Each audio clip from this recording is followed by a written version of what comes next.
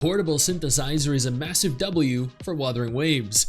Decent quality of life incoming, the future is still looking promising for this game due to the incredible power that its devs have, which is listening. Giving us new unannounced events to help players with resources and level materials, while also announcing even more quality of life updates that players have been wishing for in the surveys. I would call that a devs listen moment. Devs listen. This helps so much. Devs listen. Y'all some of the best devs out there, man. Now, if this is your first time here, consider subscribing to the channel, hitting the little bell notification, that way you remain up to date with every single thing that I post, and I post daily. Do not miss out. Evidently, content creators and players alike are rejoicing over the confirmation of several events and implementations of features that players have been wanting since the game's release. In the last 48 hours, the official Wuthering Waves website is updated with several news articles concerning the implementation of patch 1.3 and the Black Shores update and area. However, while I could cover that, I don't want to. I'm going to experience that in its entirety when it launches, which you should come on over and join me on stream when I do. Today's topic, however, is concerning the special leveling events. This is what everyone is talking about when they said the devs are listening. This was posted in the last 24 hours. Dear Rovers, thank you for your continued support and enthusiasm for Wuthering Waves. With version 1.2 and the Turquoise Moonglow drawing to a close, how have you been faring with the Converging Paths event? Did you enjoy the Moonlit Fair? Actually, I kind of did, especially the cutscenes and everything that happened alongside it. Since the Converging Paths event's release, we have received your complaints about the sudden increase in resource requirements after unlocking Resonator Shanglu Yao and its added strain. To help ease your burden, we've decided to roll out a batch of special leveling events in version 1.3 in addition to the content we originally planned. So they heard what players wanted and are deciding to implement certain additions to ease players into perhaps obtaining Shorekeeper, Yoha, and I don't want to spoil it, but potential Gion rerun banner coming. If that did spoil it for you, then just omit that from your memory and you can get re-surprised all over again. Version 1.3 special leveling events explained. Alongside the events already announced, we'll add 3 leveling events, 2 brand new and 1 rerun. Participate in these events to get a wealth of shell credits, which are desperately needed in various development materials. Do not miss out if you are at level 14, Union level 14 rather, or above. New Parade of Stars special leveling event. This will feature 4 different types of tasks: Resonator leveling, weapon leveling, echo leveling, and skill leveling. Complete the tasks to receive various rewards. It looks like you get a grand total of 710,000 shell credits, 100 premium tuners, 50 premium sealed tubes, 50 premium resonance potions, 34 premium energy cores, 25 forgery premium supplies, 28 premium enclosure tanks, and other development materials. That is absolutely fantastic. Wow. Before we go any further, let me take a moment here to thank my incredible patrons over on Patreon and my YouTube channel members who allow for me to continue to do dedicated videos like this every single day. You guys are phenomenal, and I can't thank you all enough for the support. Now let's keep talking. Then there is the featured exploration event. This rewards you with 2 million shell credits, 100% necessary, 30 tailored rings, 30 FF Whispering cores, 30 FF Howler cores, the rerun of Wuthering Exploration, featured exploration event in Mount Firmament.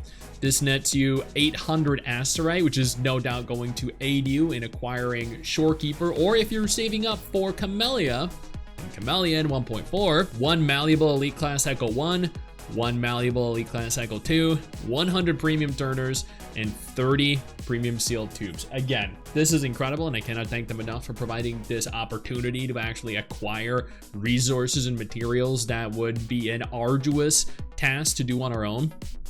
In the upcoming version 1.3 to the Shore's End, in addition to implementing the optimizations mentioned in the version 1.3 Black Shores broadcast, such as the collection spots tracking and batch merge, we're also expanding the selection of development materials in the store's oscillated coral section. Be sure to check them out after the update goes live. That's interesting. Nice. We also have taken note of your other suggestions, such as the Echo info display upon absorption, auto select options for Echo upgrade, portable synthesizer, and Echo presets. I think this right here is probably what most people are excited for. Yeah, the 800 Asterite, yeah, tons of materials and resources to help you level and upgrade, but Echo presets, it's about freaking time. I feel like Okay, I admittedly haven't played Genshin in like the last year, but I remember people wanted artifact presets back when I played. I don't know if they've implemented it since, but if they haven't, then Wuthering Waves will implement a feature that Genshin players have wanted since as long as I can remember. But if they already have it, then kudos to Genshin for implementing something players wanted, rather than ignoring players like they typically tend to. These improvements are already in the works and will be rolled out in future updates. Stay tuned. There we go. This is big. They're literally giving us exactly what we wanted. This is fantastic. I understand why players are so excited and so positively receptive of this announcement. They are giving away so much. They could have just let us go into 1.3 with what we have, but contrary to what most gacha studios seem to do, Kudo asks for feedback. They receive feedback. And instead of ignoring said feedback, what they do is they implement adequate, sufficient alterations, features, mechanics to appease player feedback. The players that are actively playing their game, and this causes us to keep playing as a direct result of the devs. And I know this is the meme that goes around, but for all intents and purposes, they earned this meme. The devs listen. They really, really do. Most developers don't. Most developers have this vision in mind, and they stick to that. They do not stray from that path. Players be damned.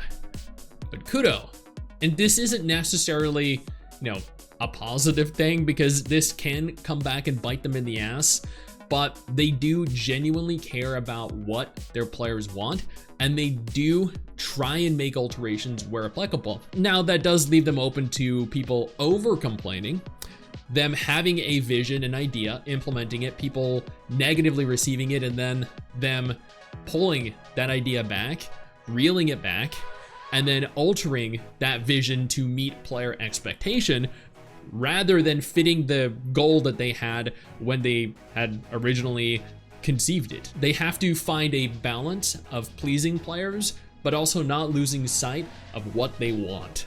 Because Wuthering Waves is a great game, and I would hate for them to fall into that category where they prioritize what they think the vocal minority want, or vocal majority want, rather than the actual majority, which are the people enjoying the game.